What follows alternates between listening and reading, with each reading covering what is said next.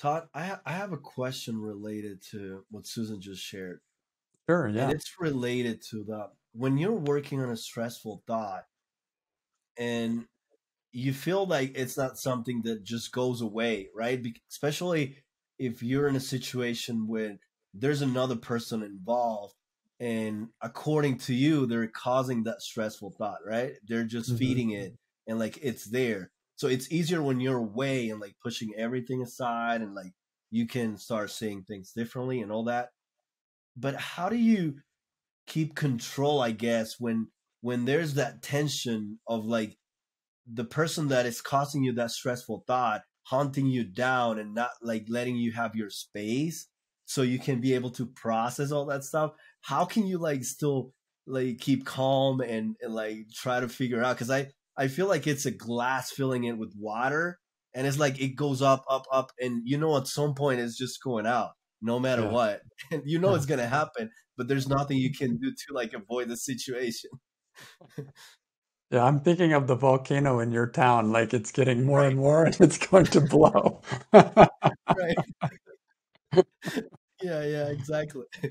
Yeah, it is going to be messy.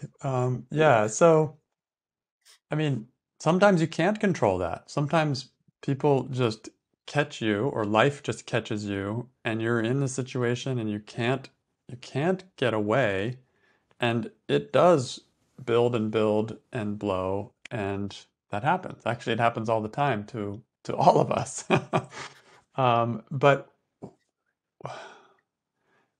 it's like all it only takes a few minutes to sit down and do a little bit of the work. So, assuming that they're not controlling every single minute of your life, then there's probably a little bit of space where I can find a little bit of time where I can do a little bit of work, write a little worksheet or one-liner or something and question something. Or even like Susan was saying, just asking that question, who would I be without that thought?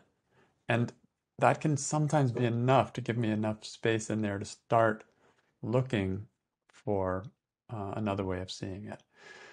But yeah, of course, these situations are tough, and sometimes, um, yeah, they just keep coming at you.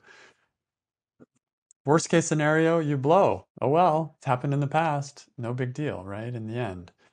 But if you can find that little bit of space, then that can kind of prevent it. And if you have more space later, and this is where we tend to forget, right? Like now I go out of the situation completely. I'm not getting stressed by it. Then I think, oh, I don't have to work that one anymore. And that could be the perfect time to like go and do a really in-depth worksheet on that person, like a prevention for the next time when you get in that situation.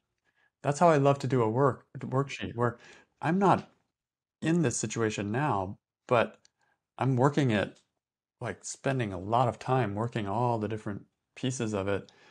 And then when I come back to it, it's like not an issue or less of an issue like that. So you're I've heard Byron Katie say sometimes like going into the fire and then coming out of the fire, right? So in the fire means like you're in it with that person and there's no escape. So you go in, but then you might have to come out and do the work when you can come out. And then when you've got a little more clarity, you go back in and then see what's left. And some more stress is probably going to get shown to you. Then you come back out and you go back and forth until you can just go in and stay in. There's no problem.